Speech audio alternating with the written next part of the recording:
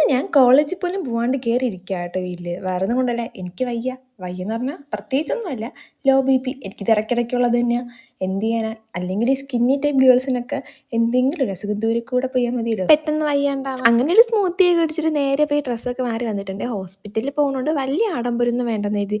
അതുകൊണ്ട് ജസ്റ്റ് ഒരു സ്കിൻ കെയറും ചെയ്ത് തലേന്ന് കോതി ഒതുക്കിയിട്ടുണ്ടായിരുന്നു. എനിക്ക് എന്തെങ്കിലും വയ്യാണ്ടത് പെട്ടെന്ന് എൻ്റെ മുഖത്ത് നോക്കി അറിയാൻ പറ്റും. വേറെ ഒന്നുമല്ല, ചെറുതായിട്ടൊരു വയ്യായ്മ വന്നാൽ പോലും എൻ്റെ ഫേസിൽ ഫുൾ അപ്പോൾ കുറേ പിമ്പിൾസ് വരും.